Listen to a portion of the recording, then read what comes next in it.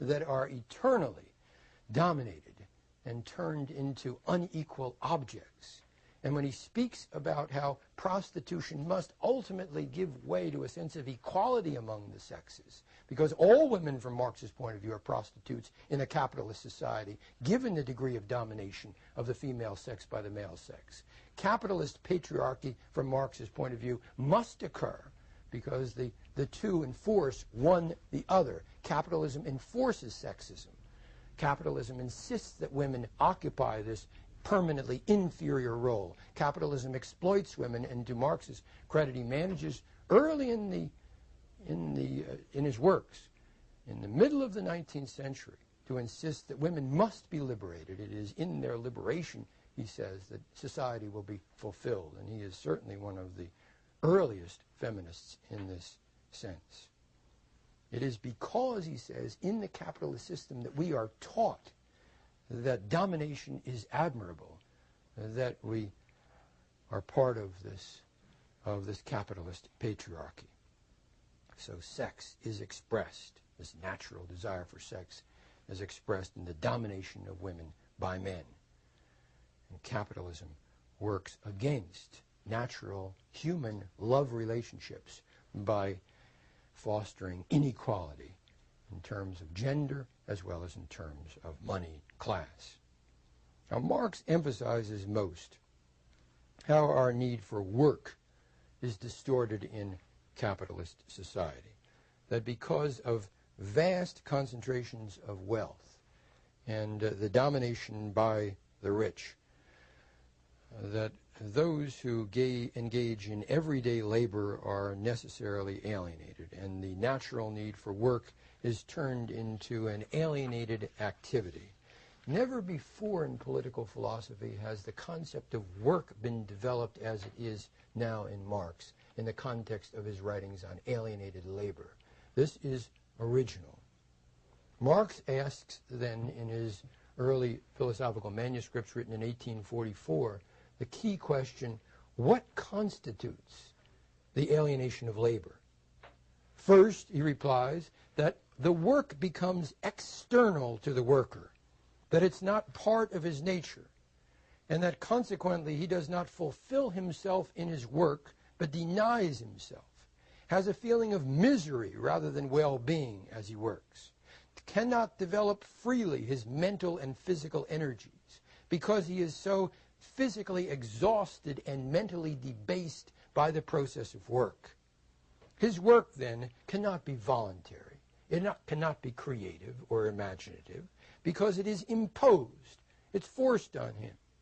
It's not the satisfaction of a need, but only a means for satisfying other needs. Its alien character is clearly shown by the fact that as soon as there is no physical or other compulsion, the work is avoided.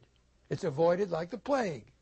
External labor is labor in which man alienates himself. The external character of work for the worker is shown by the fact that it's not his own work, but work for someone else always, that in work he cannot really belong to himself, but to another person. Now, I cannot tell you how often I've received comments from students who have graduated from Columbia and Barnard and gone out into the work world and then write to me, you know, when you read that passage from Marx on alienated labor, I confess it didn't mean all that much to me. But now that I've worked in the corporate world, for example, now I know what Marx is talking about.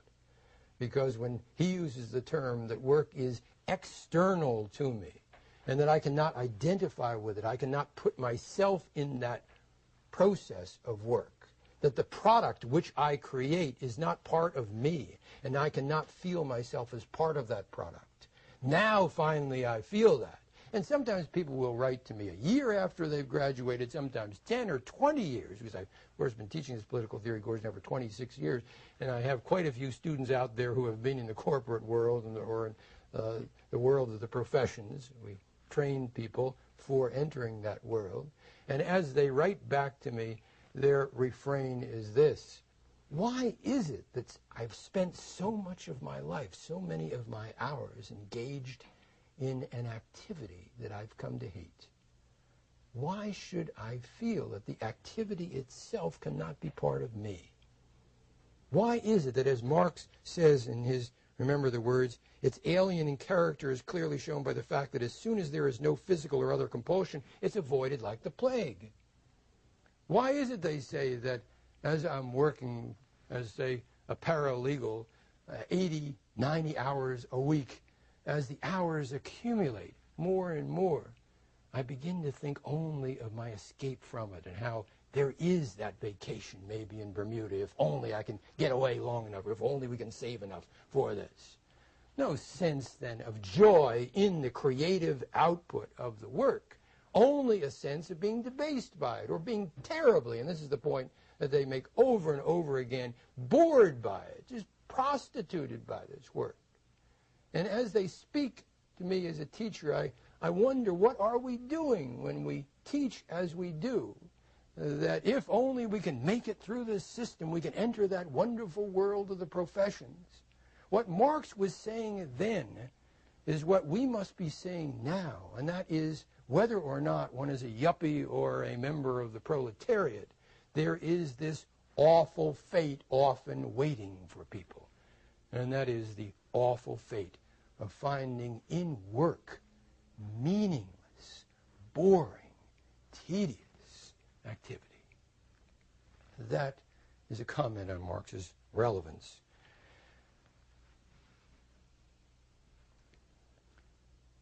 I think that we're faced, as Marx would say, with a problem in capitalist society, and that is whether we're workaholics and addicted to the process of work, unable to control ourselves, so involved in this wretched activity, or whether we've emancipated ourselves from that workaholic attitude and have become unemployed completely. We're nevertheless victimized by the system because we're unable to find the creative and original work that we really need. That is the need of our species being. And it is here that Marx's vision comes in. Because remember the sets of needs. The needs for subsistence, which must be fulfilled, the reason why we work. The need for sex, which can only be fulfilled in terms of humanity, in love, and not in prostitution. And then the need for work, which can be fulfilled alone in creative and imaginative work in which we can really feel ourselves in that product. Now, Marx's vision then culminates in this third and last phase of his historical progression, where the species self replaces the alienated self and the capitalist system yields to the communist system. In the Communist Manifesto, he forecast that in place of the old bourgeois society with its classes and class antagonisms, we shall have an association in which the free development of each is the condition for the free development of all. Now that line becomes extremely important as he develops his later works. So we want to look at it. The free development of each is the condition for the free development of all. Free development meaning, in that sense, giving an individual the opportunity to progress in a society, to improve himself or herself. One's own freedom in that society cannot come about unless all are free. And that is the essence of the species being society, that is, in which we enter as a species.